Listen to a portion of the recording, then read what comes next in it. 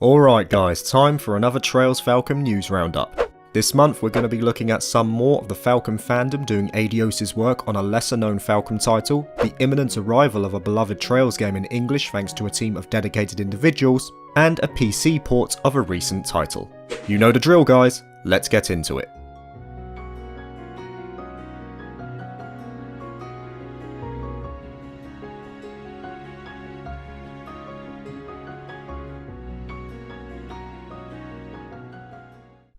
Did you guys know there was a crossover Falcom game on the PSP? Neither did I, until about 2 weeks ago. Back in July 2010, a crossover fighting game was released for the platform featuring an original story in the mystical land of Xanadu, which was evidently a nod to the action role-playing game of the same name. In this world, the paths of a red-haired adventurer and a duo from Labelle intersect, as their fates are intertwined into the Cursed Land, drawn into a never-ending cycle whereby warriors and Demon Lord Galsis wage eternal battle. This is the prologue to Ys vs Sora no Kiseki Alternative Saga.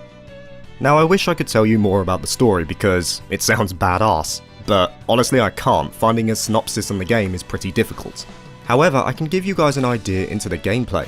As said before, it's a fighting game taking on an arena brawler-like style. You choose a character and then fight in stages drawn from the likes of Sora no Kiseki and Ys. From looking at it, a lot of people will draw parallels to the likes of Dissidia and Smash Brothers, but for me, this game looks very similar to a Capcom title I used to have on my Dreamcast, Power Stone, which may I add, is a beast of a game. The player controls their chosen character and can draw on support characters to aid them through the use of buffs, of which this roster is not limited to Ys and Sky alone. It takes on the same engine used in Ys 7, so if you've played that game, you're going to get a similar experience here. The game also appears to have its own story mode for various characters like Adar and Estelle, so there's plenty to get stuck into here. Now, why am I mentioning this game? Well, just recently I noticed that a group of dedicated Falcom fans have been working on an English translation of the game, succeeding with text insertion and currently working on graphic insertion. I don't know how long they've worked on this, but they deserve a massive amount of praise for taking on the project, and honestly it looks like they've been doing a stellar job too. I'll be keeping a close eye on this one, and you should too. And from one fan translation to another, though honestly calling this a fan translation is a massive disservice to the effort and work that has gone into it. Of course, back in the December shareholder meeting we had confirmation that Zero and our No Kiseki Kai versions would be releasing in Japan in spring 2020. Now many saw this as a great moment, as PS4 versions of the titles are more viable to localise than say a Vita version, which no matter how you slice it is a dead platform now. However, we have to be realistic here. When a localization company vies for the rights to localize a title, they want to do so knowing that it will be worth the investment of time and resources. The last thing they want is a sunk cost, and a potentially expensive one for what is, let's face it, an old duo of games. Nevertheless, I feel that localization is definitely viable from a financial standpoint, as it's clear that the Falcom fandom have been craving official localizations for years, demand that has not gone unnoticed by Kondo. And though I feel that one day we will have our wish, I can't see it happening for at least a few years yet, as there are just too many concurrent projects going on at this point in time. But if you think that's bad, can you imagine what fans were thinking back in mid-2010, when the likes of Sky and Cold Steel were getting official localizations but the land of Crossbell was being ignored? I wasn't a Falcom fan back then, but I would think that the frustration at that time was palpable. However, as the fandom despaired, a solution was being formulated. Starting with a group of 4, consisting of Zero G Monkey as the project lead, Flame and Guren, who incidentally also worked on the OWL translation, and Yang Zhu, many fans will likely be aware of a long-running translation project that had its origins in May 2014. This original team of 4 were able to create a near-on full translation of Zero no Kiseki, which in itself is a momentous achievement.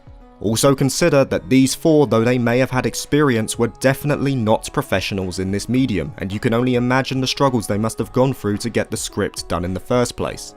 And let me stress guys, they did this out of their own time and effort, completely not for profit. They deserve a huge amount of praise and thanks for providing the foundation for what we have now. If you want to hear the full story of Zero's translation history, you should watch Kill Scott Kill's video on it, as it's extremely interesting to listen to. After taking the reins since late 2016, the Geofront team have been working tirelessly to edit the original script to a quality befitting of the games, and come Boxing Day of 2019, we finally got the update we'd been waiting for, as the team stated they are now extremely close to releasing the patch. With this update most notably, Trails fans could at last see the work that has gone into this project. I don't say this lightly. This truly will be the best form of Zero no Kiseki for years to come. The level of player convenience implemented here is mind-blowing to behold. Graphics integration and upscaling, personalised in-game soundtracks, message logs similar to the likes of Cold Steel, rebindable button options. The list is staggering. I would wager that this translation would trump even official works. And remember guys, this was done because of passion. It was never done for financial gain. The team wants the West to experience Zero no Kiseki as it should be experienced, and they won't allow their name to be connected to inferior work. And even if we get official localizations down the road, the work and dedication put into this project from everyone involved should never be forgotten. I think I speak for everyone in this fandom when I say, sincerely, thank you to all of you.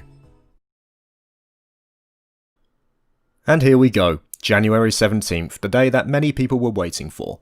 The NISA panel started at 2:30 Central Time, meaning it was about 8:30 in the evening when I was watching it, and I was fortunate enough to watch it in the company of February Nightstream, who some refer to as Feb. He's a great guy, loves his trails and gets drunk every now and then, from what I hear. Check out the link in the description for his Twitch and YouTube. Now the panel, for you guys who don't know, was centered around PC ports, how they're made, the challenges involved, etc, etc. In my previous news video we were speculating on a PC port of Cold Steel 3, and sure enough, as soon as the Lord and Saviour himself, Durant, showed up on screen, we knew that we were getting a PC port, as soon as March 23rd in fact. It also means that the port itself is in very good hands, as Durant has released stellar ports of Cold Steel 1 and 2 to the PC as well. We also learned that Durant has been working on the current PC port of Ys 8, implementing sharper textures, more stability, and an experimental co-op mode, which will be great news for those still experiencing issues with the game.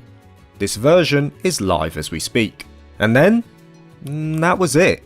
No more announcements, the panel ended and it moved to a secret NISA stream where they played the updated Ys 8.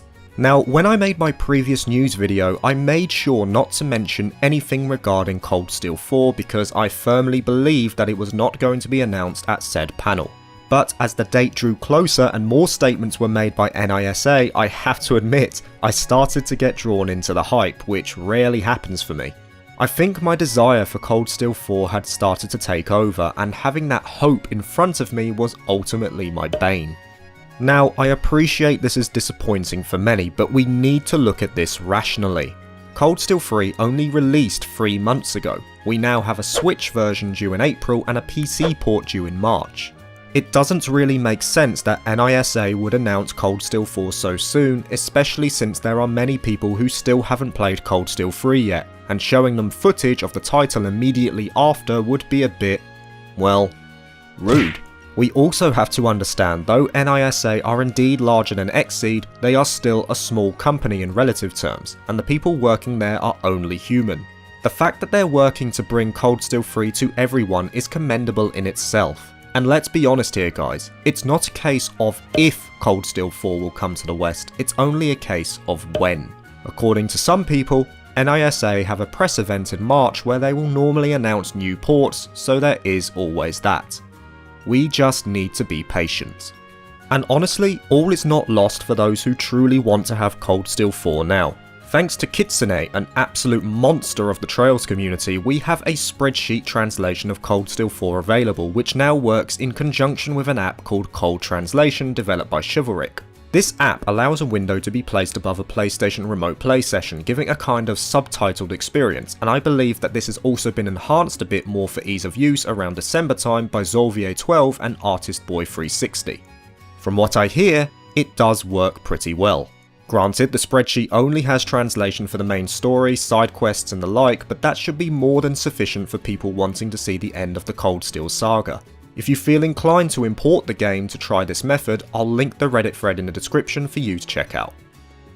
And that is it guys, news for this month is rounded up. This was kind of a homage to the awesome people within the community more than anything else, and so it should be.